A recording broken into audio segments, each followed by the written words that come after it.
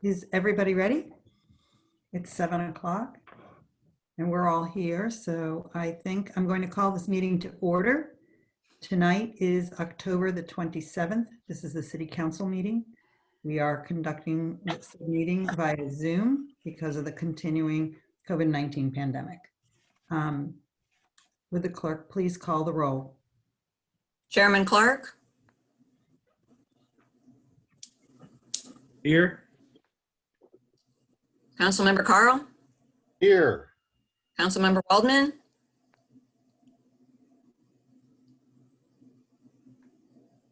Councilmember Waldman is here. Councilmember Weil, Here. Mayor. Here.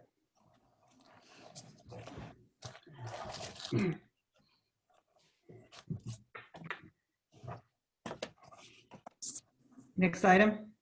Item number 2, communications. Mayor, we have no written communications this evening. Thank you. Next item. Item number 3, city manager's report. Ms. Sondak. Good evening. Good evening. Let me go ahead and share my screen. There we are. Okay. Kind of short and sweet tonight. I think the busier we get, the shorter the reports are. So we have a, let me get here. I need to move my counts. Move that over there. All right. All right. Dillman Road Phase 2. If anyone's been down there, you will have seen that they are really moving right along there. This is actually an old picture. There are updated pictures that were in Bruce McGregor's report attached to this, to your agenda under staff reports. But they are about 90% done with the storm and sanitary lines that are running there. They get a lot of lines running there near that bridge or that big culvert. And so that's a great thing to have those done. Sidewalks and curbs south are mostly all completed. I think there's one additional section that needs to be redone. They are actually hoping next week, after they get some additional work done on that on the deck, that they will be able to do the pour for the concrete deck of that culvert. And I tell you, this was really the most, the bridge was the biggest unknown in this project, which would be, kind of what was really that, the quality of the material kind of underneath when they started taking that up the concrete and the asphalt. And so we are very near being done kind of with some of the biggest risks in the project. They will be needing to close down. We've said this before, they will be needing to close down for the winter. But I think they have really done a really good job of moving along. They've been working some Saturdays. And at one point, I know it's been really congested there, but a lot of that is just because there are a lot of different tradespeople working. So a good update on that. This week, the city received the 50% of the CARES funding from St. Louis County. You'll recall the council passed a couple of different resolutions in ordinance for those funds. It was about $540,000 in total. We have received in the bank 50%, and we are then submitting all the backup information, data, and receipts for the expenditures. And for the folks watching, these are the funds that the county received from the federal government that were given to the municipalities within the county to reimburse them for COVID-related expenses. And that's a great help because, as you all know, the budget that we that was passed actually was a deficit budget, and so this does help with refunding some of refunding some of the monies in that deficit. So that at the end of the year, our goal would be that the fund balance doesn't reflect that the use of the funds. The Planning and Community Design Commission continues to review and discuss topics concerning urban farming. They were to have something to you really at this meeting, and had been the request.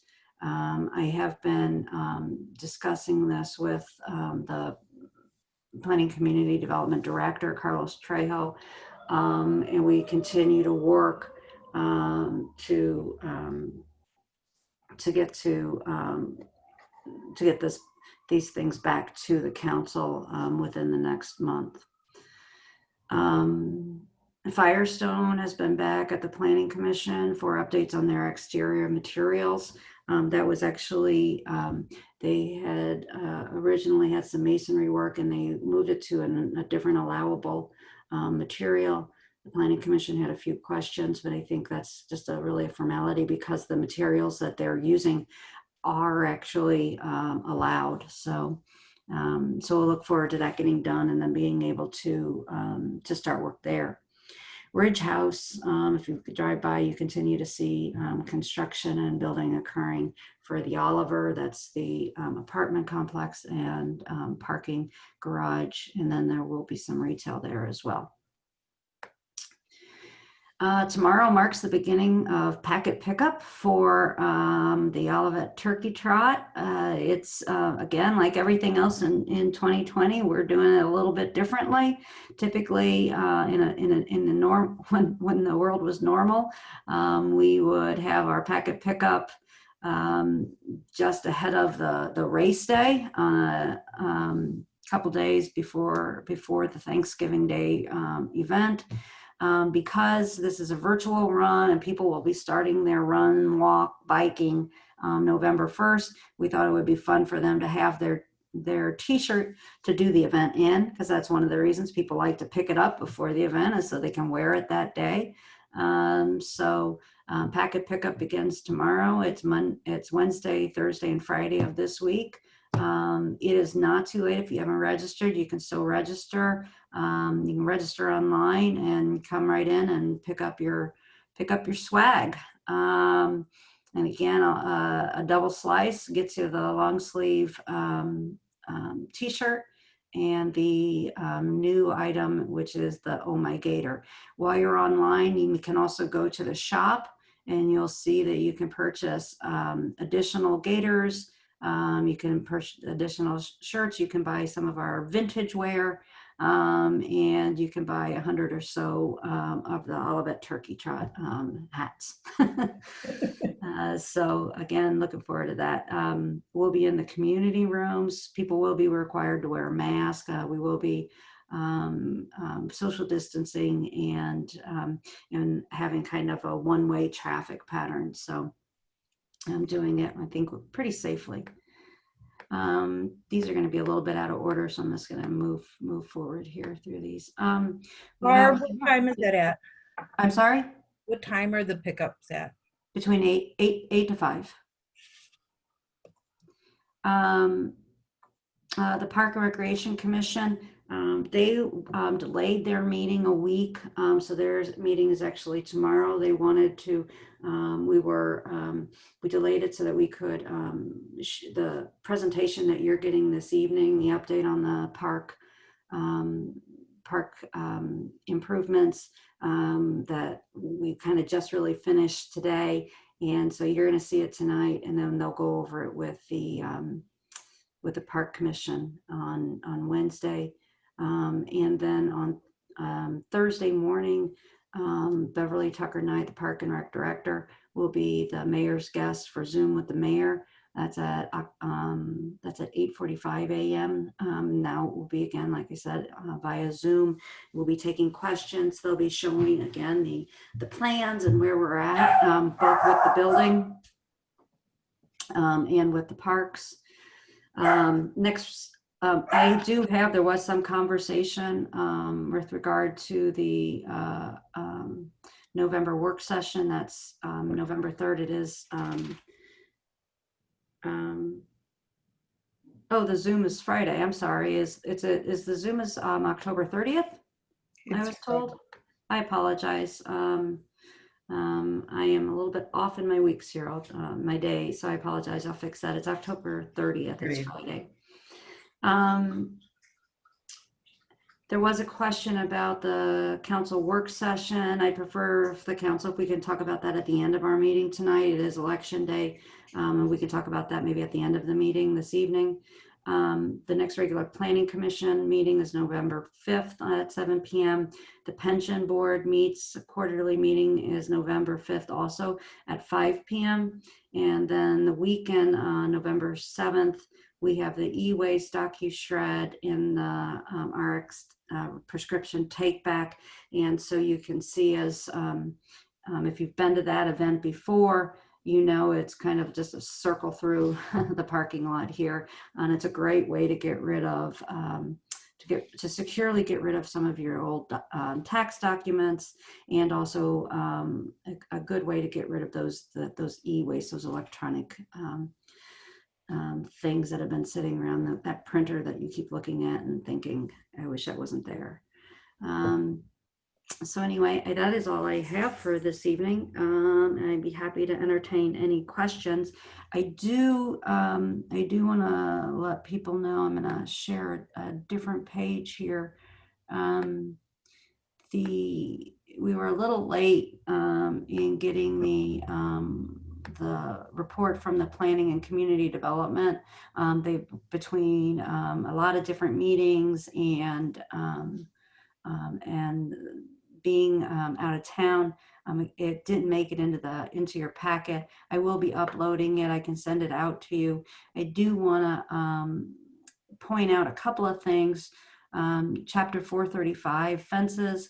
The city attorney, Paul Martin, Carlos Trejo, and I, or mostly Paul, is working to draft language that's going to that will help shift some variance requests from the Planning Commission to the Zoning Board of Adjustment.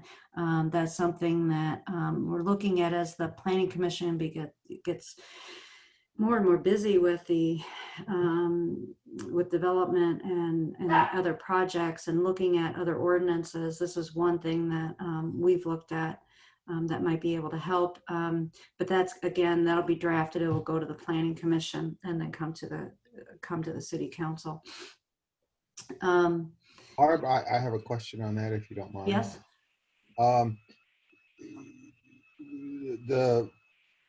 I believe at some point in the past, we moved fences from being a variance of the Board of Adjustment to the Planning Commission in order to relieve the burden of the extensive burden you have to prove in order to get a variance under the Board of Adjustment. Will we still be able to maintain a slightly laxer set of restrictions on fences than other items coming before the board? Yes. Okay. That's the plan. Can I ask a question? Mhm. Go ahead, Paul. This is horribly embarrassing. I think I've already drafted that. Have I sent it along, or did I forget to send it along? Or This maybe I- is, you're in drafting. You have drafted some language, and Paul and Okay, Carlos and I are looking at it. okay, great, thank you, Yep. You're not losing your mind thank you. right now at this very moment. Yes, the Qualified. contemplated standards are going to be a little bit simpler and a little bit easier to manage. So, and also we're not going to require a public hearing. So it's going to be an easier go. And then I also just want to let you, again, noted in this report are some of the new businesses and business occupancy. Remind people the Lindley Sanitary Relief Line that is continuing and work. And and it seems to be going okay so far. And then the Pioneer Price Sanitary Relief Line, you may recall, that's the one that the council talked about a couple different times. It was going to go through, and again, both of these projects are with the goal of reducing backflow from into people's homes along those branches of the River De Pere, both the south and the north. This is the Pioneer Price one, is the one that they had shown us two routes. One went through Indian Meadows Park, one went along Dealman Rock Island. And so they have chosen, MSD has chosen and are working towards that, the relief line on Dealman Rock Island that's going to be placed there. It will still cross over into the park at one point because it has to, it has to pick up some other lines. But I think it's a much better plan, and it was nice. It was good to work with MSD on that. So to let you know that those projects are continuing forward. The planning and building department, they're also reviewing the building codes, and so they're reviewing the 2018 and the 2021 codes. And if you recall, that's kind of the last time we did it. It was a bigger jump from years because it hadn't been done for a while. And at that time, then we said we'd be doing it a little more frequently, not every year, but a little more frequently. And so this is just to let you know that is going on. And then finally, with regard to GIS, we did have some interviews with possible providers whose main task would be assisting us as we start using the Esri product, or our ArcGIS, you might know it as. And so we haven't made any, we've held some interviews and we're doing some additional investigation. And so that would be coming back. You may recall that's one of the very few things that stayed in the budget this year. It was kind of a new project that stayed in. And then there's just some additional updates on some of the projects, but that wasn't in your packet, and so I wanted to bring it forward. And I will be putting it up on the. Perry will add it to this agenda, and I can also email it out to you folks if you like. So that, I promise, is it. Does anyone have any questions for the city manager? I have no questions. I'd like you to email that out to me, please, Ms. Sunday. I do have a question and a comment, Barb, if I could. Going back to Dealman Road, when are they going to close down for the winter? And when will they open up again in the spring? And then ultimately, when do they expect to have the whole project done? I don't know if we have the exact dates of when they're going to be closing down. I think what we're trying to get through is to get the deck done so that the road's reopened before. And so I'm not sure if we have I know we have an estimate date, but I don't know what that is. And as far as reopening, they'll reopen as soon as they can start. Because hopefully what they'll mostly have left then will just be the road and sidewalks north of that bridge. And so they'll be beginning as soon as they can, because it's not as weather dependent as maybe some other work. So as soon as they're able to get the asphalt, and it's good for the setting of the concrete, they'll start up again. I would assume, I'm hoping by April. And they should be done before the end of the construction season Yes. again next year. Okay, Yes. that's great. Okay. Can I add a comment about the Dealman project? Mhm. Because I walk the path a lot. I think that the communication's been excellent. I see Bruce McGregor out there constantly. It just seems to be going really smooth, and I think that they've done an excellent job. Is the street totally shut off? Yes. Will it be that way over the winter? Or will they have an open path during the winter? No, they'll be, the goal is that by the time they button up, that they'll have traveling on that bridge. Thank you. And the last thing I wanted to say was that I wanted to, into Turkey Trot, I wanted to thank those who have signed up already. And to say that it, as Barb said, it is not too late to sign up. I think we're doing pretty well. We have 250 something people signed up. Yeah. Yeah, at least, yeah. Yeah, so that's Yeah. pretty good. It's actually almost the same number that we had for the very first year that we started. So I think that's pretty good. And then lastly, I'd like to thank those people who have donated. And we particularly appreciate that because it means that that money goes directly to the Harvey Kornblum Food Pantry to feed those in need. So thank you so much to anyone who has donated. And that is it.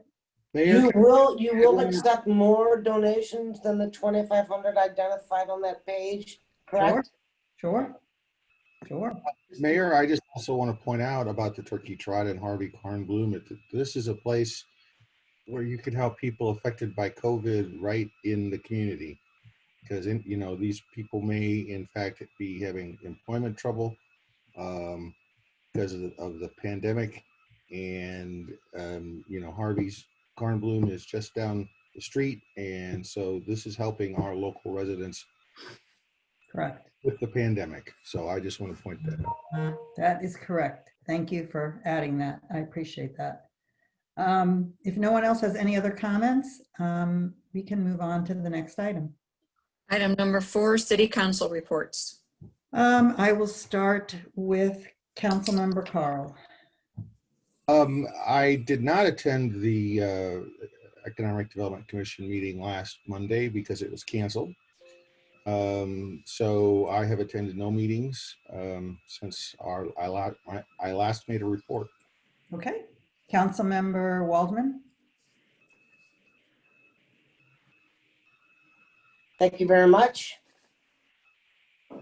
I attended the Planning and Community Design Commission meeting of October 15th.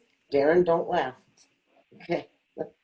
And under new business, 704 Grayley Lane. It was approved. It was a 560 square foot rear addition to be covering a patio.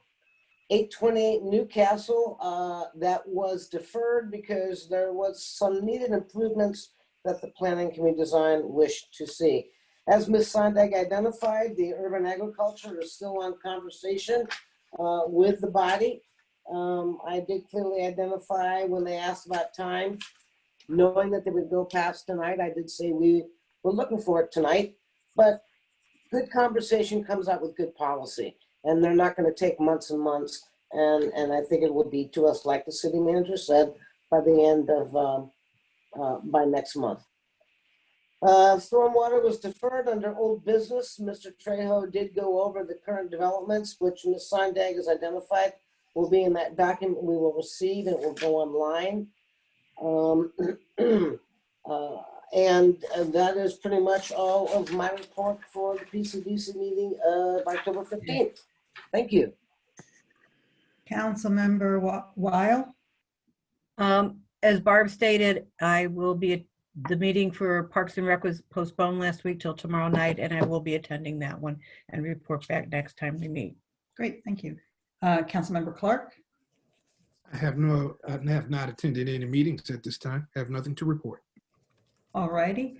As you all know, I've been attending the weekly park meetings for the park improvements and for the new community center design. That's something you're going to hear about tonight. But just to preface that, these meetings are lengthy meetings every week. They're 2.5 hour meetings. And they are really a place where people have brought some amazing ideas, some amazing conversation, great thoughts, and it has been interesting for me to watch how everyone has worked together to create something that I think you'll be very impressed with tonight. And it is because everyone has really just put their best efforts forward that we've been able to achieve this. It doesn't happen. A great plan it doesn't just happen. It happens because the people at the table are really willing to work to make that happen. So I think you'll be pretty impressed. And obviously this is just one part of a multiple part process that is going to continue to happen. So these meetings will be happening and I will be attending them on Tuesdays. So that's really all I have to say. Are there any questions, comments? Okay, we'll move on. Next item. Item number 5, monthly finance report, September 2020. Good morning, Mr. good morning. Good evening, everyone. Can everyone hear me okay? I'm going to try to switch over to my other thing, but let's see for a second while Barb's bringing that up. I can hear you, Darren.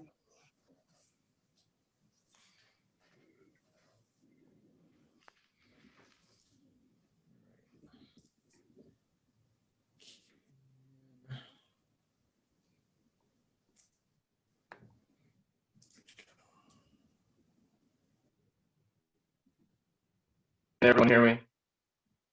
Yes. Good. Okay. So yep, we're queued up here. It looks like our revenues into the period I guess I'll start over. It's for our first quarter ending to the 3 months ending September 30th. So July, August, and September. We can kind of get a little focus about maybe where the year is heading and what's going to happen here. But the revenues have ended 142,000 above expectations in the general fund from where we thought. And then expenditures ended now below, about $14,000 below our expectations. That results in a net favorable variance of $156,000. On the revenue side, I talked a little bit about it last month because we kind of know where the numbers are, and we'll see here in the chart in a second. But the sales taxes are experiencing some really good numbers, some record numbers, as a matter of fact. That does prop up some of our shortfalls in some of those other categories. And then, so with that, I would only say it looks, let's go to the chart here. And it's on the chart of the month has remained the same. I think it's page 4. Oh, I'm sorry, I moved mine. That's looking at the same thing as me, but you're not. Right. To go a couple of pages down, Barb, to the chart. What we saw, and you don't see it here unless you kind of put it together, but if we look at the light blue line, which is last year, FY20, things were a little bit, they kind of dropped off there in May and June. Toward the right side there, where it kind of had spiked. Keep going and follow that through all the way to the end of our fiscal year. We saw some folks taking their foot off the gas right there. And that was the time we were all kind of, wondering what's going to happen. But now we've seen people, I think, be more comfortable with what's going on. We saw a pretty decent reallocation of resource. So some of our bigger sales tax providers went down, others went up. And now we see this, pretty big jump. Again, I had to redo the whole scale for our September collections. And then we have collected everything in October, and it's still, again, a record October. So we see these things kind of accelerate. What does that mean? I would guess, without a big crystal ball, we're probably going to see a number or a chart that maybe perhaps looks a lot like that really boring blue line. We saw some downturn at the one side, and now we see the uptick. Yeah, I don't think it's any secret that things broadly aren't probably any better than they were a year ago. So that's the only explanation we have right now. Again, we're kind of getting a little bit of a picture of what's going on. But do we have a question? No, sorry. No? Okay, you're fine. And so then that's kind of the revenue picture, and that's the story of what we see in our general fund. We'll see some other kind of strange things happening, but I'm up on page 2 again. It's just we're going to go to the dashboard next, Barb. The expenditure side, we were kind of we were worried about some expenditure variances over the last couple months, specifically with payroll and personnel, and what the heck's going on. I've mentioned from the beginning, July was a 3-paycheck month, and it's kind of thrown us for a loop about what's going on. Yeah, that's perfect. I was going to go right there. We see that 5,100 number, that personnel cost. If we were to go back over the past month, that 96,000 on the far right is a negative or a bad variance. That's in our personnel cost. It was a lot larger before. There was some, we're about a year into our implementation of this finance software that's producing these, and we had to make some changes for the audit, kind of the back end, think of it like the implementation, like 1.5 of what we were going. And I took the opportunity then to reallocate, and I want to say reallocate, I'm reallocating in the months and to where they belong, and it produced better results for us. It's kind of in this very short, specific month, it looks like you're kind of playing with stuff, but in the end, we'll see that it all comes out to the same exact budgeted number that you all approved at the end of June. It's just they're in the better month, so we're getting a better, more accurate picture of what our expenses should be in the months that they're in. And so with that, we see the personnel, kind of the variances come back into focus about where they're at. And right now we have a timing difference of where our health insurance was paid. So I will stop there and ask if there's any questions about, why that would be, because it does seem like somebody went back and, oh, whoops, we found our mistake. But it was more of like getting a better accurate picture. It wasn't telling us a good story before an accurate story, what was actually expected versus what was happening. So is there any questions or concerns, like, again, clarifications that might be needed? Darren, I'd like you to go back to your chart, color chart. Sure. On the sales tax? Yes, sir. Could you just explain to me the log line of fiscal 2020 that is that flat line? Why do you have that there for us? The log line is there because it follows roughly, that logarithmic line is what is, again, roughly, is one of the variables in the county's determination of our sharing. Okay. So if you see that logarithmic scale go up, we should be sharing more, and that's exactly what's happening. And we share more for, the end of the other side of our month. When we're above that log line, we share more? That's exactly right. And as a matter of fact, if you look how a logarithmic scale actually works, it kind of goes like this. And if you earn more than the county average, then you share more in an accelerating fashion. And that's why when we see something like that, All right, so that log line we is saw counted. these other months. Yep. Okay, I'm sorry. We actually had really good collections in July. We had good collections in August, but we shared more, and so we didn't get to keep them because we were so far above the county's average on these logarithmic type scales. All right, Yep, that's why I use that. You could use moving averages and all kinds of stuff that, it does it in the end with just 12 periods. It shows about the same thing. Darren? Anything else? Yeah, Darren, do you think that the highs, so we have these interesting new highs, our October is the highest high. Do you think that what we're going to see is higher highs and higher lows? I think we're going to see more volatility or continued volatility. It's either happening at the state level or at our retailers level. The things are, especially if we look back over the last 3 or 4 months, and I can see in the numbers there's just gaps and then a big jump and then a gap and a big jump. And again, I'm not sure if that's happening at the processing level at the state or if that's happening at the just at the retailer level. They're just not turning them in, they're paying the penalties or just they're waiving the penalties, those kinds of things. So I think we'll continue to see this volatility. Okay. I mean, it'd be interesting if at the end of the day, that's what it turned out to be, higher highs and higher lows. Mm-hmm. Yep, and that's why the log scales kind of become important. Also the sharing part of that, as you can kind of see where the county goes as well. Right. And there's some little tells inside of here as we go through. But is there anything else?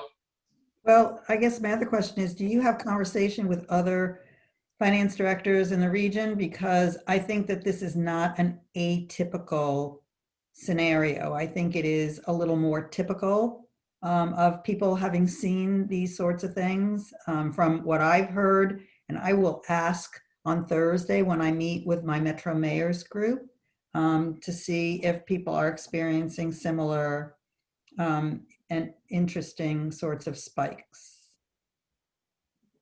Sure, But that is assuming- definitely one thing that I have not been able to do. Is the GFOA? They do have a group of it's just the kind of the metro area things. I have not been able to talk to them over the last 6 months to see kind of where they go. That's on different municipalities have varying levels of interest in this. The ones you have more interest, or ones you'd probably guess that have more reliance on it. Okay, So I'll see what I don't know. I'll see what I can get and I'll pass it along to you. Sure. Yep. Our reserve policy does show, kind of going back to that, some of the highlights there on page 2. The reserve policy showing good analysis. We can see that that table there. Just above that, on the bottom of page 1, is that dashboard. And those sales tax funds, which are the ones in the middle and the one at the very bottom, they're above 25%. So we're 25% done with our year and above 25%. So that's good. Those were on tempered expectations as well. So we're doing better than we thought. Some of the reporting, some of the back-end changes that did have to happen in that finance software kind of rendered those reports that were in the landscape style, we can't do them anymore. And so we've changed. I think it's probably for the better. If this one starts on page 10, and those ones that were in the columns are now individual little charts. Now, this is kind of good timing because, so here's our standard ones with the different funds. And we go to, right, 9, 10, one more. There, we can see this is the non-operational funds. We see the grants fund there, the fire operations fund. Those little numbers and letters those are report titles. If anybody is ever curious and wants to go run that report, there's the report number. These have been broken out now in a time when they're actually going to be probably used more. This grants fund, the city manager just talked about, our CARES Act, that allocation, and that'll show up right in here. So we'll see in October, we'll see that number, that grants revenue number, that year-to-date actual is going to jump by $266,000, maybe more based on what we get. The 606, these are year-to-date. So that approved budget, that's a full year's budget that we have listed in there. That is for the Dealman Road project, so the SCP grants are in there. The overtime you see in the police department, yeah, you can see what it's for. The expenditures offset those grants perfectly. And so 581,000 in the Dealman Street reconstruction, and then 25,000 in overtime. So if we keep going through there, the other kind of thing there is a highlight in here. There's our public safety fund. Now here's one of our little secrets of, we know what our population is. We know that our population, so we know what per capita, what we're getting out of this. And that's one of the things, that's countywide. So if you take the countywide average of what that number represents and apply it to your 1% sales tax, you can get another of your key factors inside of the sharing mechanism. So if that kind of meets expectations, then that means that the countywide average is also a little higher than we thought too. Finally, right here at the very bottom of this page, we can see our in the debt service construction fund, we'll see the issuance of our bonds, and that 16.1 is the expectation. I'm not sure why. It's a very 9075 account. The budget amount was 16.1 million, and I'm not sure again why I budgeted that 16.1, because the bond amount was for 16.4, and then we see that listed in there, and the year-to-date actual. So we'll see those. The breakout of these can also start. The other thing I have mentioned in the other part of the report is you can see these expenses in here will start to accelerate. The 8215 account, park improvements, at 199,000, almost $200,000 for the year, on with some of the folks that we're going to talk to later, that are the architect and our owner's representative on this project. So if we want to see additional detail, or now we can actually move these all the way to the top. If we don't care what's happening in the general fund, we can just move these up because they are more prominent in this given year. So keep that in mind. And the only other thing I was gonna kind of highlight, and it happens in the general fund, is are the utility taxes. They're holding their own here this year, and it's mostly because of the water collection, and that's exceeding those expectations because of kind of a dry season. So that's kind of how those utility taxes go. Ameren, which is electrical receipts, and also the telecom is still not doing great. I think it's one more up, and we can get a good look at that. Keep going. And there we go. So you see our sales taxes, the variances are really good. And then the utility taxes, the third row down from the top, just a little bit under. One of the other things I'd point out here is you can see how hard the Parks and Recreation and those court funds are, even. 16,000 on 38,000 in expectations in the court, and then the Parks and Rec is at 22,000 in collections on expectation of 67,000. So those are kind of our hard hit areas. Just definitely pandemic related restrictions based on for those things. What page are you on? Sure, it's page 5 of the PDF. Can I ask a question, please? Page. Yeah. So where did we get the variance from the investment income? Where'd that $1,700 come from? That it's the variance on those is for one, I was a little conservative on those on the earnings side of that. And so Okay. if we were earning 0.15% on 6-8, well, actually gonna look at this at the next thing, but we have. I didn't think our sales tax collections would be as high. So when the collections are a little higher, we have a little bit more money in the bank. Gotcha. Okay. Okay. And that's where a lot of I was a little. I'm conservative on those in general, and so that's just that ICS and repo. Right? It's money in the bank that's doing that. Great. Thank you. Yep. I don't have anything else. I know it took a little longer than I thought, and then we do have the investment report. We have other folks, I assume, that are waiting for us. Does anyone have any additional comments or questions for Mr. Mann? I think it's really interesting. I think it's going to be very interesting as we move through the year to see what happens with the sales tax.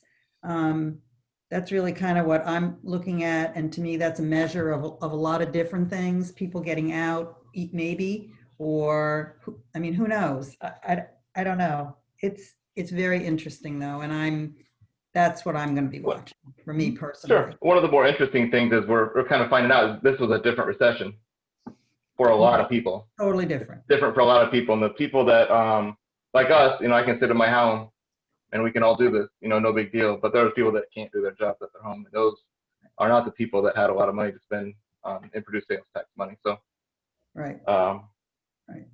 It'll be very interesting. Yep. All right. Yes. Thank you so much. Next item. Item number 6, quarterly investment report. Hey, it's you again. Yep. More listening to me. We do have some development here. For one, as we look at that summary page,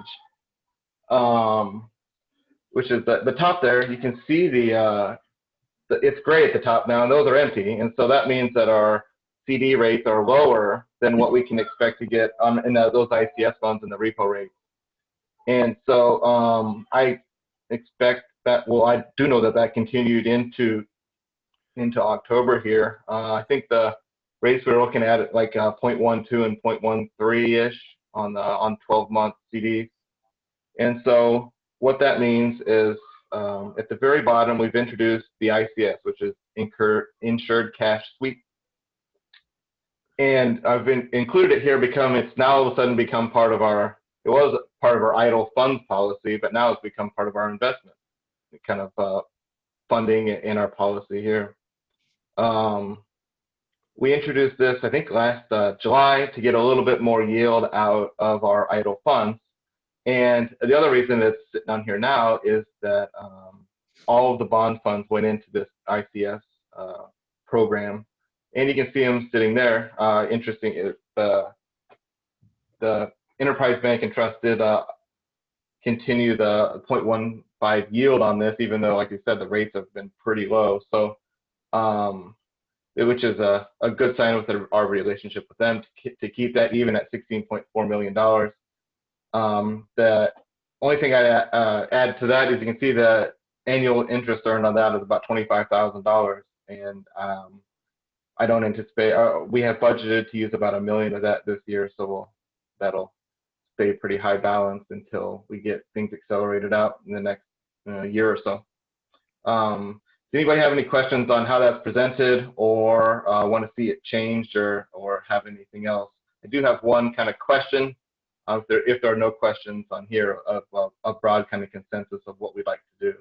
I do have a question, but I'm going to ask the council first if they have any questions before I ask my question. All right.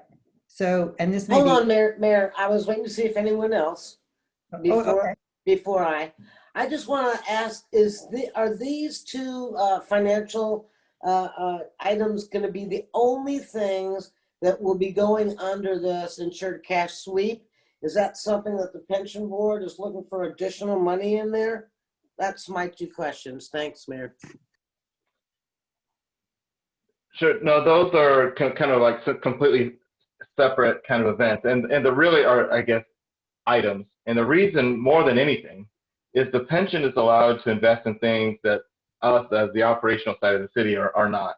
And so they can go do things to get a little bit more yield. We're really restricted on what we can, because you don't want any speculation going on inside of these funds. The number one goal of any of this is to make sure we get all our money back. Well, if that's your number one goal, then you're pretty limited on what you can get for yield. So no, those are different, and they're completely unrelated kind of considerations, and why we would hold money.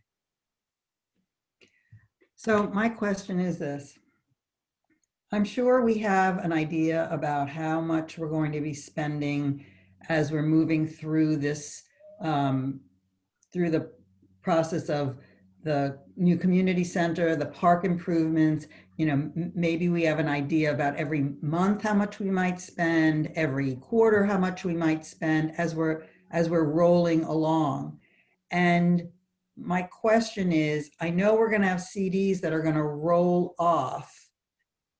Would we be able to take that $16.4 million and start to roll it, start to invest it too, knowing that we're having cash rolling off every month from, you know,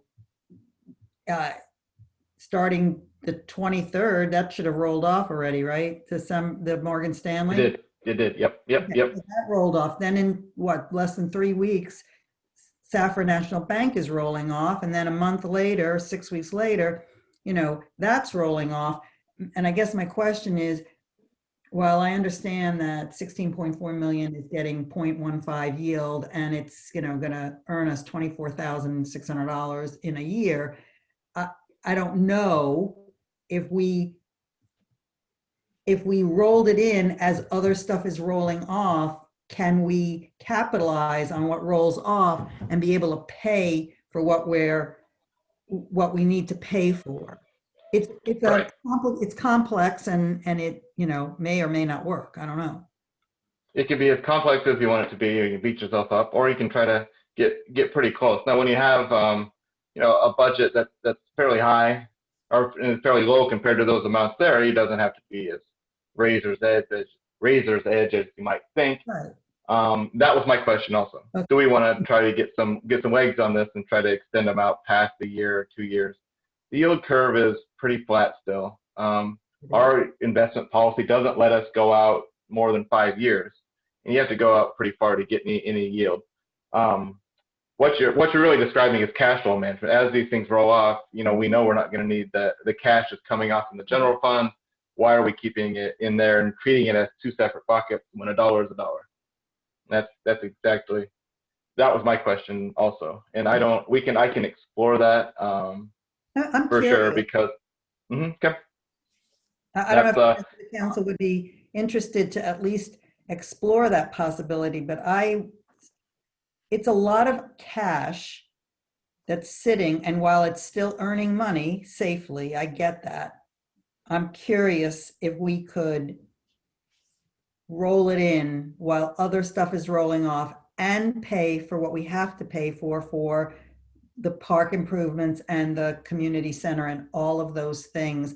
And basically you're rolling off it, and it's a dance. It's a dance.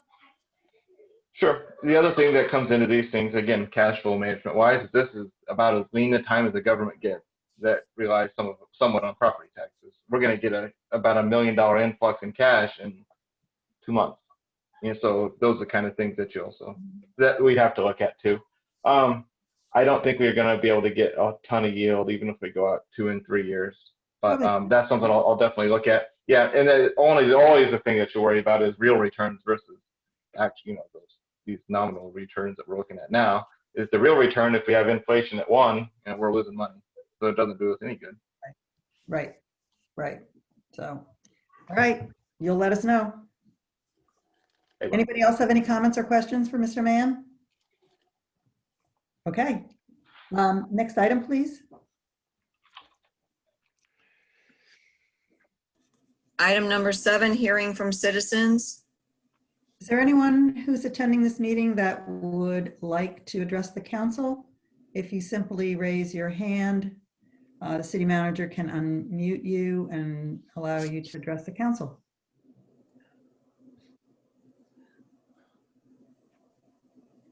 All right, I don't see any hands up. So we are going to move on. Next item.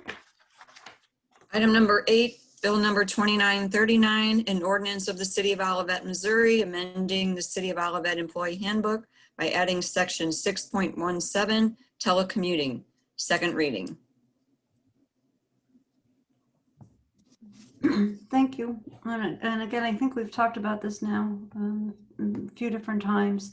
This will just add the ability for people to telecommute to the employee handbook. Again, not everyone is in a position where they'd be able to, but some people are, and this kind of gives us a way of, kind of, as we hopefully at some point move to the new normal, to continue kind of make that a smooth transition for everyone. So if anyone has any questions, I'd be happy to answer those.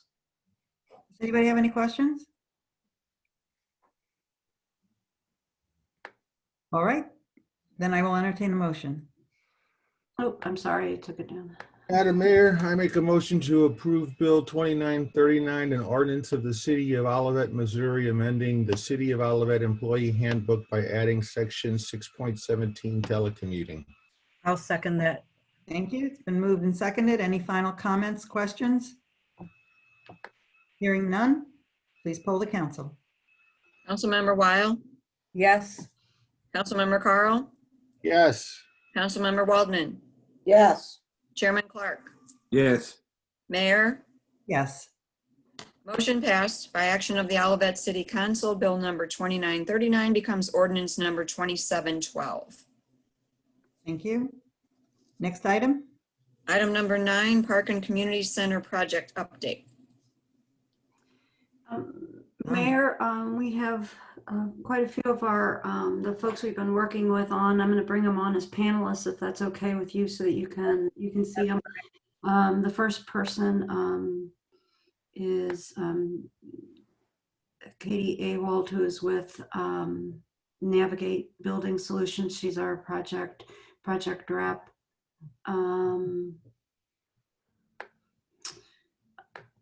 then Joel is the engineer with KAI.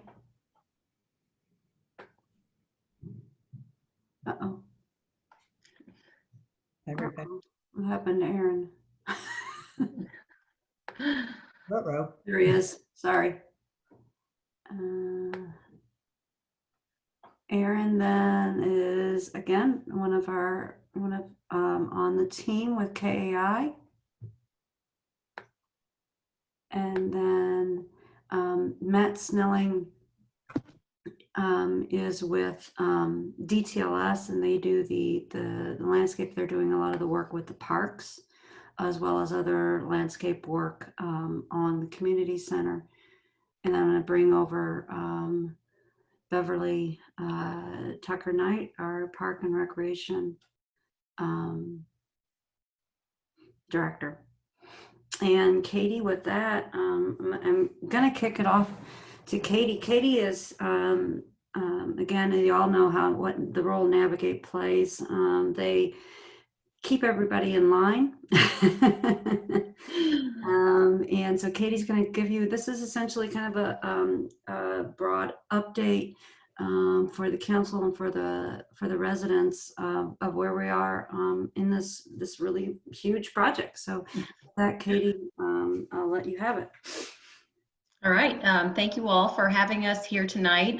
We're excited to present these updates to you. And if you have any questions along the way, feel free to let us know. But just a brief snapshot of the agenda here. Really, our goals for this evening are to recap and present to you our progress to date. So we're really looking since that June 2nd vote that approved the Proposition C work.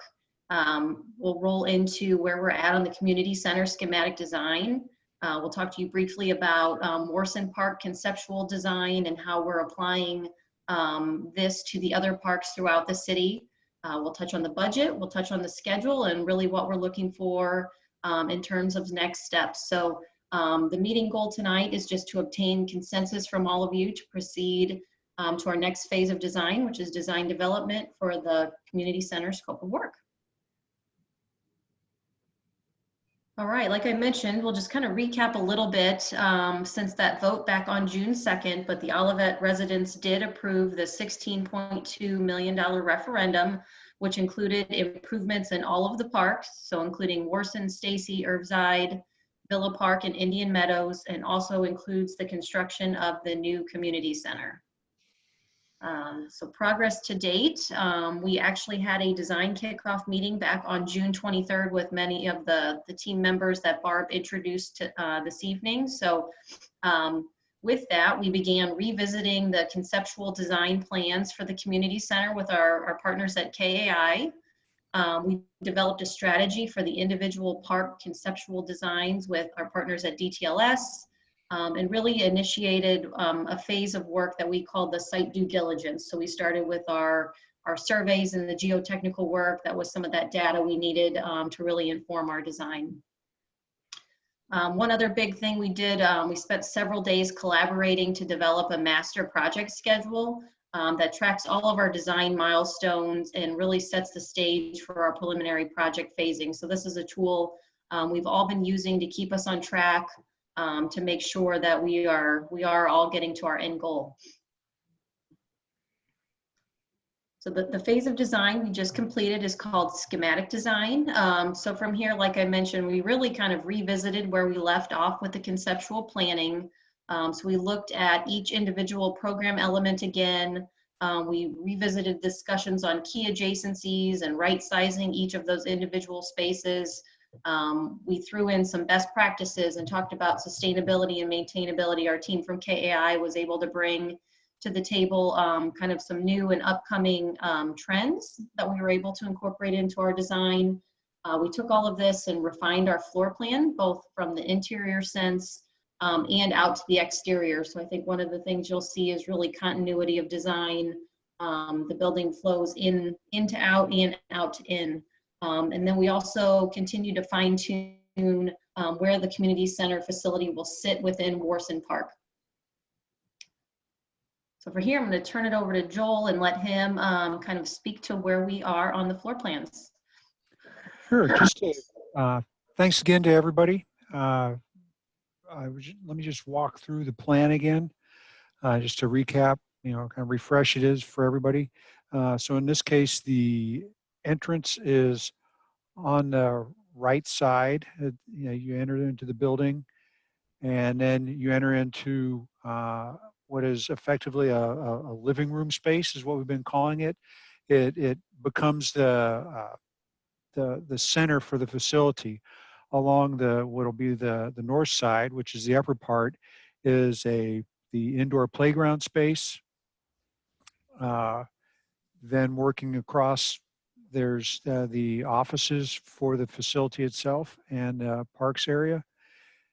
Then there's a changing suite, which allows everybody to, change as needed into the workout clothes. We have an aerobics room is next on the line. And then on the end of the building, which would be facing toward the west, is the fitness room, which is where there'll be your aerobic equipment, your bikes, weights, other type of equipment room in there. Then moving along to the lower part, the big space you see is the gym. The gym is large enough for a full-size basketball court. It also has 2 cross volleyball courts. And for those of you who are interested, it has room for 3 pickleball courts. So we've tried to allow for several different activities in the room. Working our way back along the bottom to the right, you'll have the maintenance areas. So the kind of the back of house areas, electrical rooms, things like that in the gray. Right above that is the bathrooms for the public bathrooms. And then right above that is the fireplace. So, we're looking at having a fireplace and once again, the idea is it's part of a living room space. It's an area to host and for people to come and gather.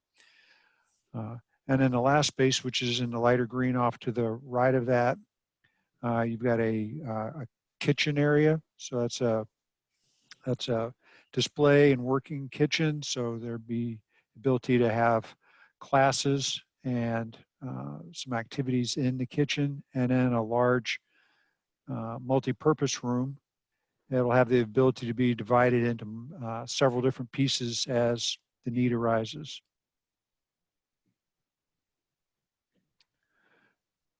So looking down that living room space that connects the entry down to the fitness area, here's a view, just a kind of a quick view to give you an idea of what that space is going to look like. On the left side is the glass that'll allow viewing of activities in the gym.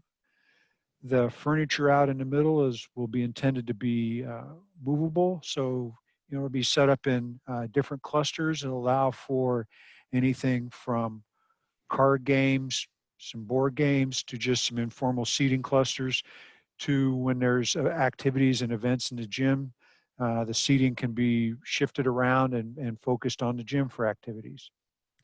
Looking at the space right in front of you with 2 youngsters in there, that is a esports area. So it's an area we're trying to engage all ages. And I shouldn't say that because there's a lot of other people who play esports too. But this shows how the whole space just connects all the way down to windows that are in the fitness area at the very end.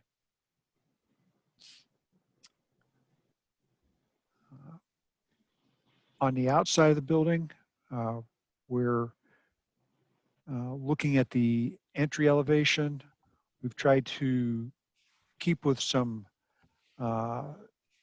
materials in a nice palette that blends both some of the natural and building materials.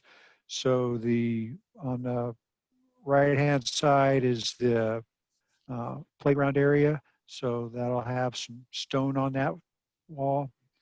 The other materials in use are metal panels. So we're using 2 shades of gray metal panels on there. And then we're also using a wood look panel as accents around the building. So Katie, if you want to move over.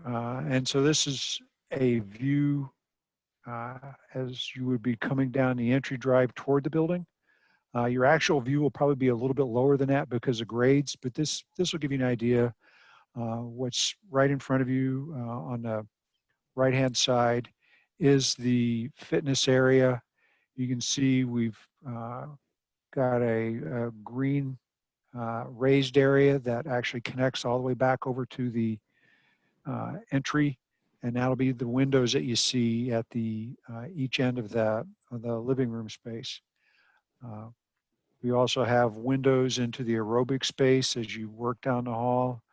There's a stone covered area that's around the changing suite, and then the playground space has a more interesting, a little more active roof, sloped roof, and glass into it to add some interest and activity both inside the space and to draw your attention when you're coming up to it. This is a close-up of some of the materials that are being proposed. There's actual samples in the council chamber if people have a chance to go by. But there's a series of different metal panel products is what we're looking at. And the green metal panel and then the two shades of gray are a ribbed metal panel. And then that gives you an idea of the stone product. It is a stone veneer. So we're trying to, pick up some of the visual cueing and the durability without the expense of a solid material. In the upper right is a split face concrete block. It's a decorative product, and that's what the gym will be on the, in a lot of the south side of the building will be that. And then there's an example of the wood look panel products.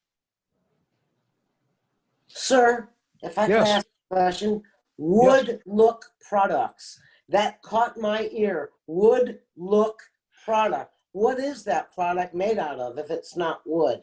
Thank you. Okay. I didn't want to give everybody the impression that we're using real wood because both from a cost and a maintenance point of view, real wood is a challenge, especially in a facility like this.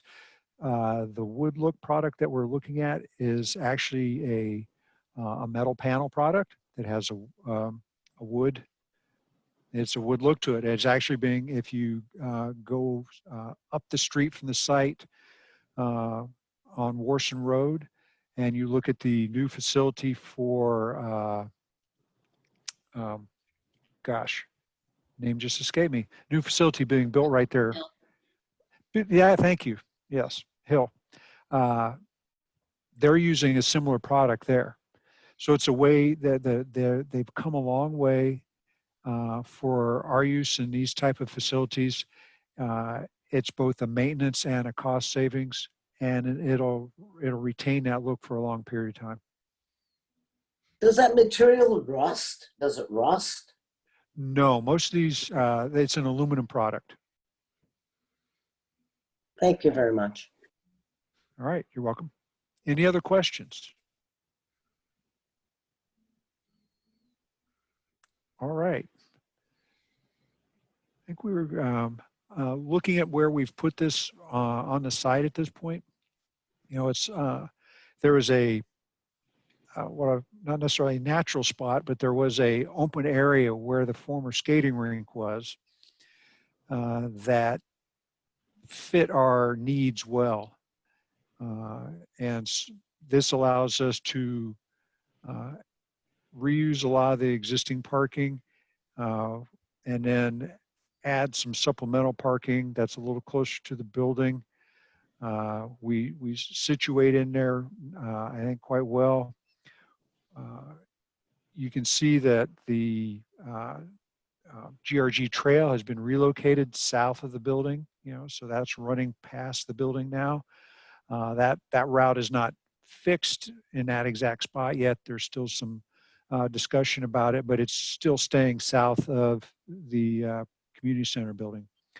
This site, if you've driven by it lately, you can see that the park personnel have done quite a big job of clearing out some of the underbrush that used to be on the west side of the building or the proposed site. And by clearing out a lot of that honeysuckle and that low scrub that had just grown up over the years, I think by the time we do that and we look at some judicious pruning of some of the trees that we're trying to preserve, this will actually open up that west end of the building to a view from Orson and the drive-in. And that's where also having the windows into the fitness area will be a nice little beacon there up on the hillside and draw your attention.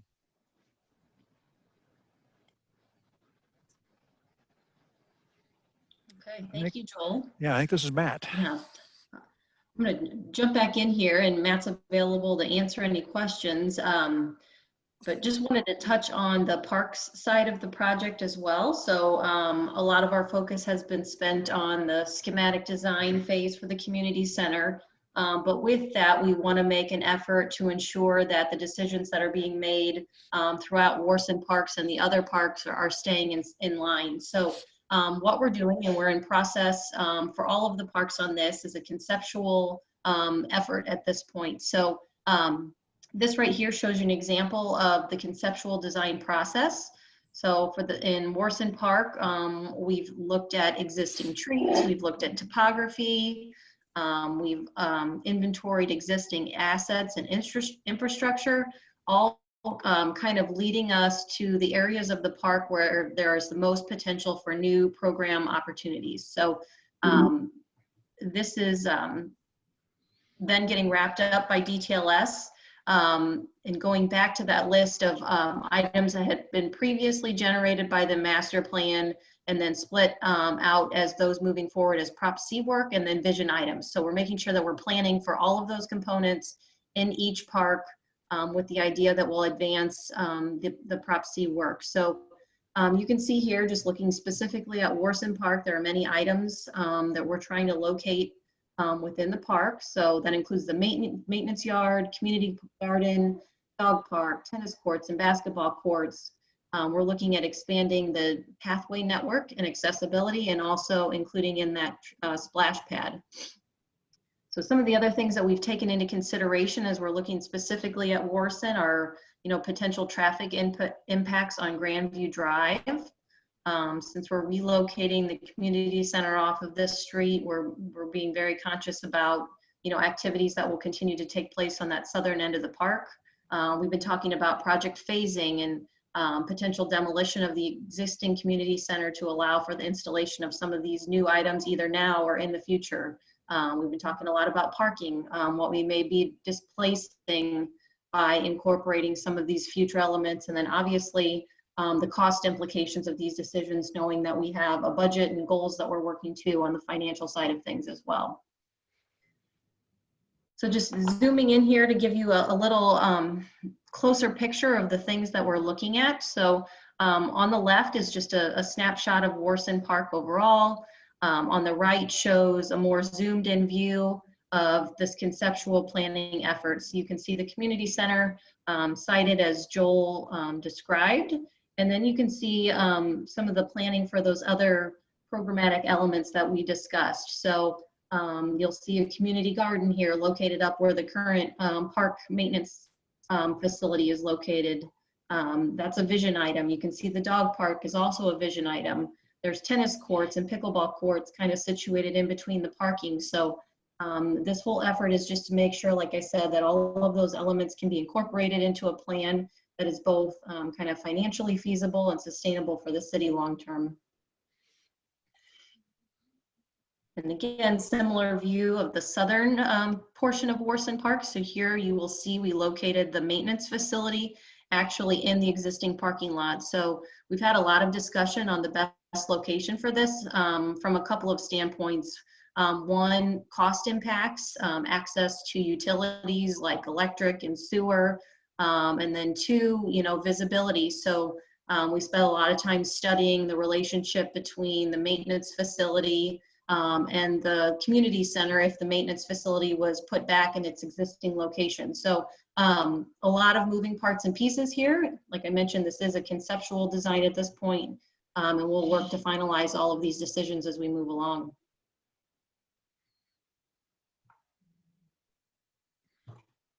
All right, the next slide gets us into a project budget update.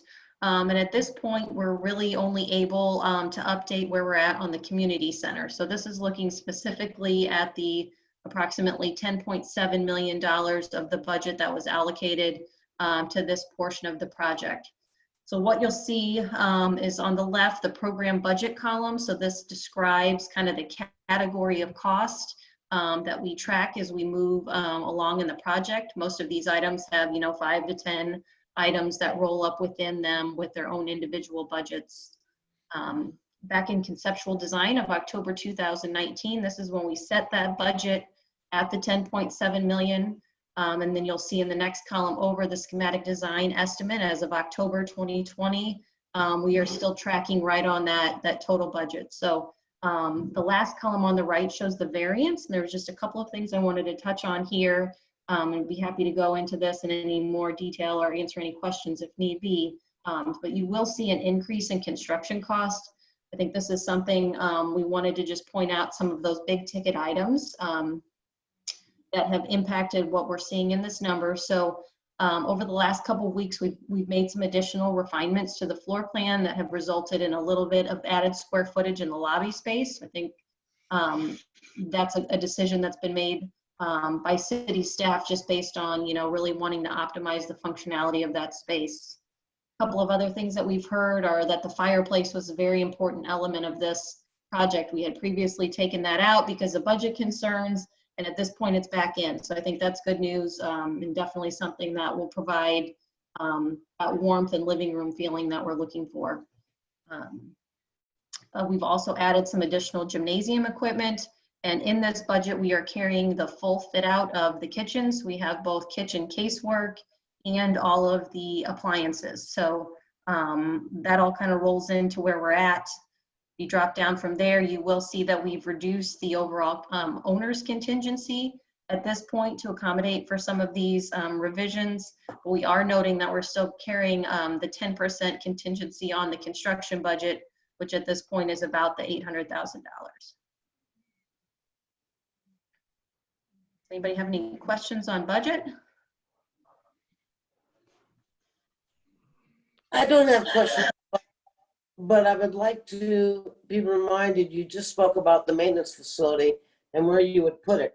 Is our current maintenance facility at the house up on Morrison? Yes. Thank you.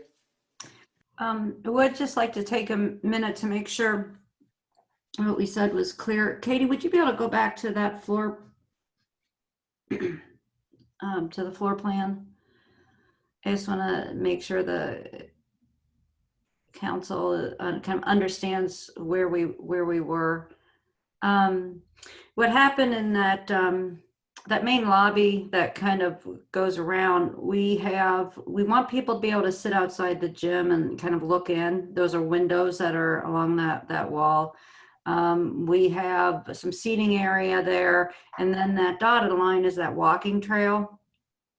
We wanted to make sure that there was, space for that. We also, one of the, because it's a community center and not a recreation facility, we want to make sure that there's gathering areas where people can come in the morning, cup of coffee and those types of things.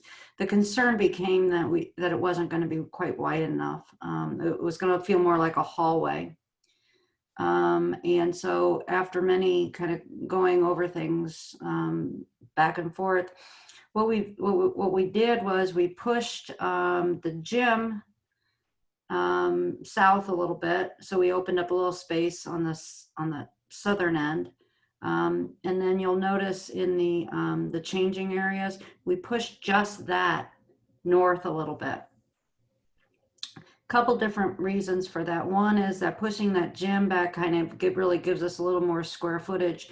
Pushing that changing room up and having that little different shape gives it a little different feel of, it's not a corridor, it gives it a different shape and a little different we also then the mother's room has been moved down closer to the restrooms, and where the mother's room had been is now that esports that Joel had talked about earlier. It's just kind of a little cubby for the esports. The reason we did that was we after a lot of discussion, we kind of started to think that we wanted that fireplace to be a little bit bigger and a little bit more of a kind of a sense of a little space, of a, you know, its own space. And that we felt that maybe we wanted to move that a little further and move the esports into a different area. Now, people can do esports, kind of, they'd be able to do the esports wherever they want, but that's just kind of a separate area for that. We used, that came out to, was it 180? It added some cost because we were adding that square footage, obviously. And as you're aware, as we continue to move, you start with a higher contingency and you continue to kind of lower that contingency as you reach some of the, get past certain points. Now, this isn't the construction contingency. That's been left alone. That's still at 10%. This is just that owner's contingency. And so, so we feel that that's going to be money well spent, and that we're not putting ourselves in any danger of overages. But I don't want to gloss over the fact that we've made that change. The other thing that we've changed that I think is important too is we've added, and we've gotten a little bit bigger storage onto that gym, and we've moved it from the inside to an outside area so that there's actually doors to the fitness area from the fitness room into that storage and from the gym, which I think makes a lot more sense. So anyway, those are the main changes, and I just wanted to point those out. I don't know, Mayor, if you have anything you want to add or.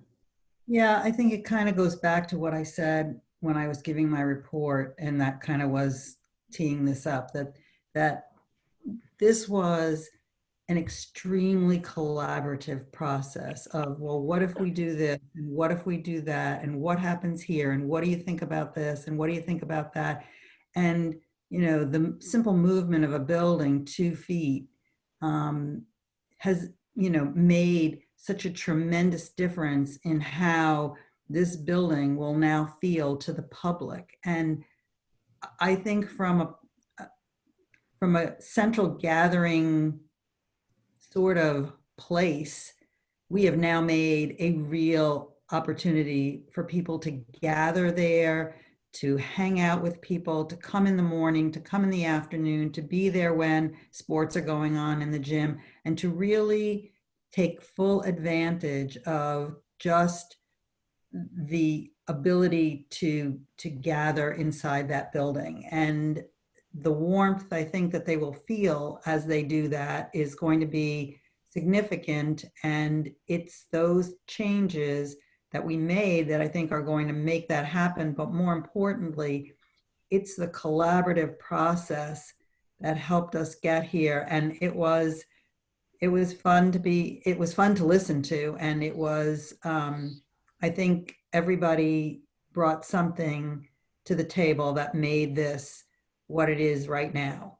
And so for that, I think, you know, everybody gets a great round of applause from me, because it was great. This is going to be a spectacular building. If you have any questions, if you don't have any questions on that, I'll ask Katie to move forward. Great. So the next couple slides, just wanted to kind of speak to the overall schedule. So you'll see here, this is the section of the schedule related just specifically to the community center. So we've wrapped up our schematic design process. And with this presentation, we'll be rolling into what we call design development. So we'll continue to refine what's been developed thus far. We'll get into more discussions about what does the space look like, what are the finishes, and really start drawing out some more specific details. That's going to take us through February of next year, and at which point we'll do another cost estimate. So we'll be able to check again our numbers against where we're at on the budget before we roll into those final construction documents. So that construction document phase will take us through May of next year, at which time we'll be ready to go out for permitting. We'll also be putting together all of the bid packages and get this ready to go out to bid in June and July of next summer. So that's putting us at a mobilization date for our contractor of August next year, which timing wise is a good time of year to be starting a project. So I think that's exciting. We are anticipating about 16 months for the community center construction.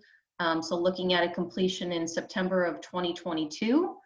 We've had a lot of discussions with our team on potential phasing and how we could start some of the work maybe in the southern portion of Warson Park first to get some of maybe those walking trails or other new programmatic elements in place while we're in construction of the northern half. So those conversations will continue to develop as we finalize what those plans look for the remainder of the park space.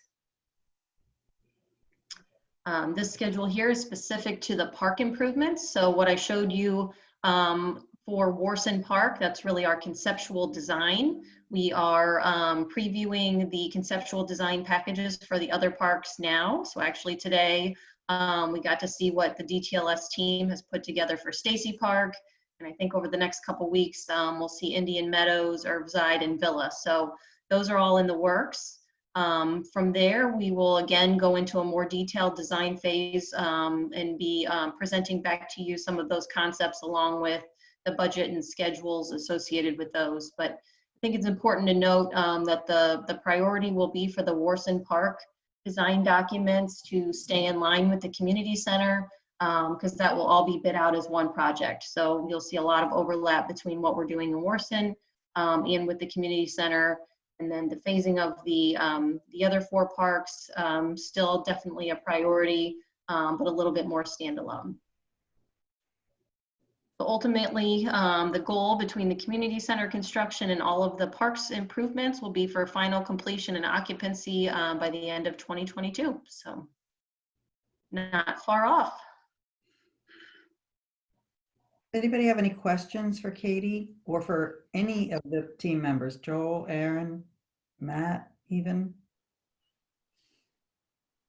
Will they be coming to the meeting tomorrow night and presenting this, or will Bev be presenting it? I think it's Beverly's plan. If she's on here, I think it was Beverly's plan to present tomorrow night, but we would definitely be happy to be there if necessary. Yes, sorry, I apologize. I couldn't find my mute button. Yes, I will be presenting this tomorrow night along with Jim Person. Jim is the Parks and Recreation Chair who is also attending the planning meetings.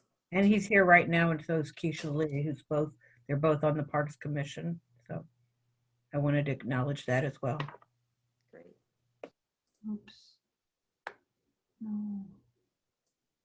Disable. Okay, so just wrapping it up here. In terms of next steps, I think we've touched on most of what you see here, but really we're just looking for kind of the stamp of approval and the consensus from you all to proceed into the design development phase for the community center. Council, is there anybody that has any comments or questions about the community center? I have a question. Is there going to be any kind of, we had mentioned where people can come there and hang out and relax. Mm-hmm. Will there be an area where, like a cafe of some sort in the community center? So the intent is that was what that center area is. That'll be part of what's in that center area. So, that's what that seating is there for, is to, come in and you'll have your opportunity for several different types of clusters. If you have, 1 or 2, just one other person you're meeting, there'll be, opportunities there. If you have 3 or 4, the idea will be that the seating is not fixed, that you can, kind of pull together a reasonable number of chairs in an area and have a group in there to, sit and talk. I think if you're looking for something a little quieter, I didn't point it out, but if you go down over by the meeting room, there's also a seating cluster down there that, okay, that might be an area that's a little more out of the way that you could also sit down, have a group of people together just with some conversation, or you could gather around the fireplace. As far as food and drink, right now they've been talking about a coffee cart, or a coffee station of some sort that will allow you to come in, get a cup of coffee there, and sit down and have a drink, and drink your coffee. There has not been discussion about a full-on food center or a food court type, or food availability there at this point. I think that adds a little bit of complexity, and from both an operations and a construction point of view, that it is not currently in the scheme. Okay, thank you. Anybody else? Greg, you're not gonna go? I just want to say, ladies and gentlemen, from the get-go of the first schematic design to where we are today, in my eyes, and I have to see things, I can't conceptualize. I think you've done a wonderful job. I truly like the expansion of what would have been a hallway, for this to truly be what its definition is, a community center for the community to come to. So I'm excited. I hope you stay under budget, and look forward to your next report. And Ruth, I wanted to say, I'm just impressed all the way around. I think that it's just very exciting, and that everything's happening in such a timely fashion. And I know that Ruth took on the additional commitment of going to these 2-hour meetings, and because as the liaison, I wasn't able to, and I appreciate that as well. So It's been fun. It really has been. I know that it sounds like a long time, but there's a lot going on in these meetings, and it's been very, very interesting. And like I said, collaborating with all of them, these professionals, it's been a great learning experience for me. But I think really, if you are all happy with what has been presented to us, then they can start to move on. They can move to the next phase. And I think that's really what they want from us. Do we need to do that in a vote sort of situation, Barb or Paul, or just simply to acknowledge that we are ready for them to move on? No, I think just acknowledgement is fine. I don't feel like I need a vote. Okay. Because it's, So like a general consensus? right. So generally, council, are we in agreement that we are okay for them to move on to the next phase? Yes, I am. Okay. Absolutely. Yes. movie. All right. Yeah. Truck going down the road. Keep it going. You received your consensus, and the council. Awesome. Thank you. Thank you. And thank you, everyone on the call. Very Yep. much appreciated. Thank you. We do appreciate Okay. it. Thank you, Katie. Thank you. Okay. All right. So, well, Barb boots you all off, or whatever you can say. No, I'll allow you to, I will move you back. Hold on, here am I. Yeah, I will, I'm gonna make you stay. Right. They're gonna make you stay and be at the part of the rest of the meeting. And My screen went white. That was very strange. All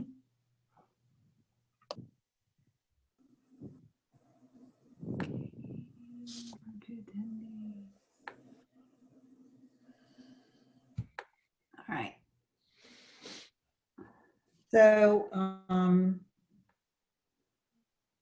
we are at item number 10, hearing from citizens.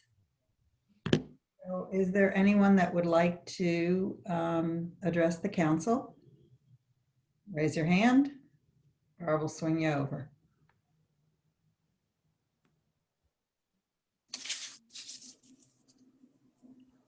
Not that I see, Mayor. And none that I see. Okay. Next item? Item number 11. Oh, wait, did I turn? Item number 11, review and approval of minutes. Anybody see anything that needed to be amended? No? Okay.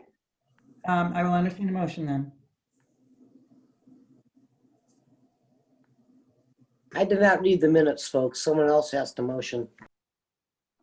I will make a motion to pass the minutes from our last meeting. A second. Let the record reflect that it is meeting minutes of Oh, I'm sorry. October the 13th, 2020. Thank you. I meant to say the date. That's okay. Any last comments or questions? Hearing none, please poll the council. Councilmember Weil, Yes. Councilmember Carl, Yes. Councilmember Waldman, Yes. Chairman Clark, Yes. Mayor, Yes, motion passed. thank you. Next item, Item number 12, City Attorney's Report. Mr. Martin. Good evening, Mayor. My only report is that I've been continuing work on the city's motion for summary judgment in the government speech case. Just to remind everybody, you file the motion, the state gets an opportunity to respond, and then we get an opportunity to reply. Our reply was originally due last Thursday, I believe, but because of press of business, I asked for an extension until this coming Friday. And I have finished the reply. Basically, I plan to file it tomorrow, and I will go ahead and distribute the packet to you without all the supporting material after it gets filed, in case you're interested. I am. That's all I've got. No need for a closed session. Okay. Anybody have any questions for Mr. Martin?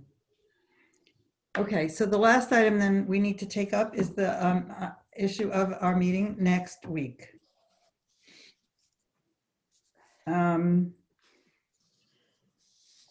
So I guess the question is, what if we did this via Zoom? Can everybody be here? Because we have some things that we do need to discuss next week, and it really would be good if the council was all together to do that.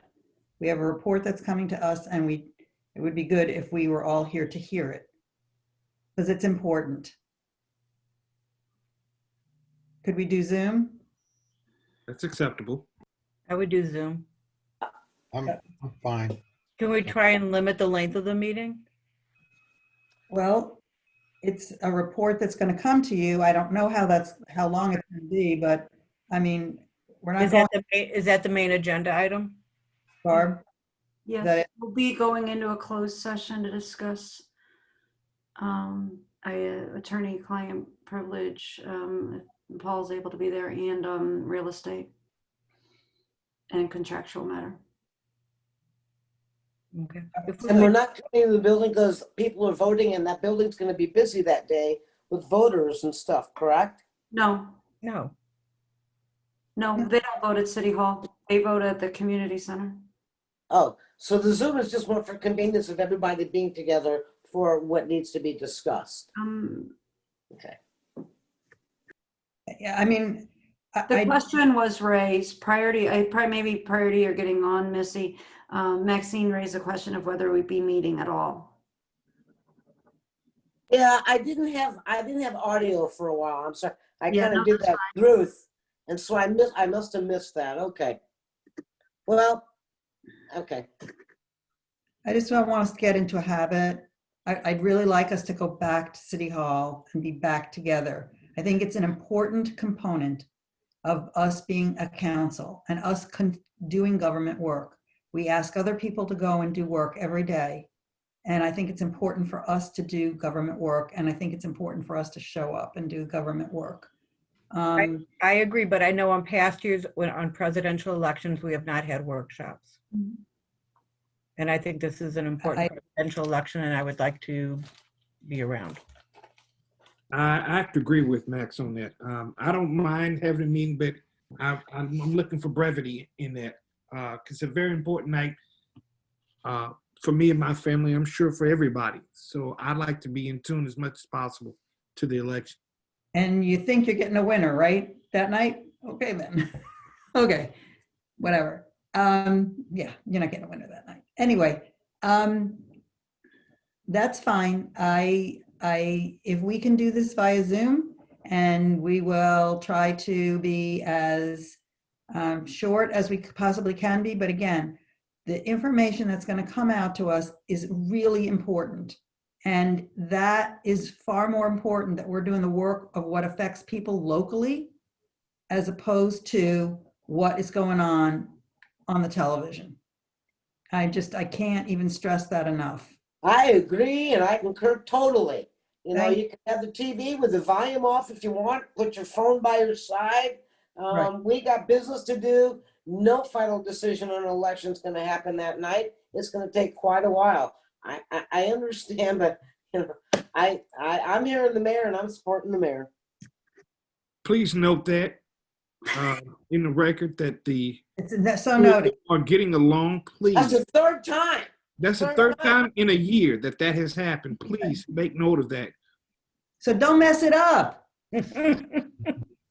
All right, let's get our zippity zoom on. We can get it done. This report, are we getting it in advance to read? Yes. Okay, thank you. All right, so we will meet next week via Zoom. I was going to make oatmeal cookies. Well, that's just the end of that then. Oh, that's You it. could- You could deliver them to our homes. They're coming. We Paul can Martin? visit City Hall because there will be cookies. Paul Martin, Yes, I'll come pick you mine know up. me. You know me. yes. When you file, I want to see what's filed more Sure. than just what's filed. Yeah. Okay.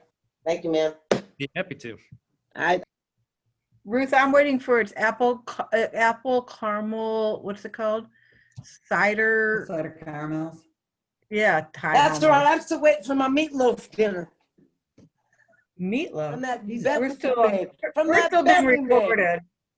Start coming to meetings and I will start bringing food. Peanut brittle, baklava. Good. You say baklava? Baklava. Baklava. Baklava? All right, Can I make a motion yes, to adjourn? that's fine. Okay. Are we good? Okay, all right, see everybody Peace, next love, and Tuesday understanding. Have a good evening. at 7 o'clock. Have a good evening.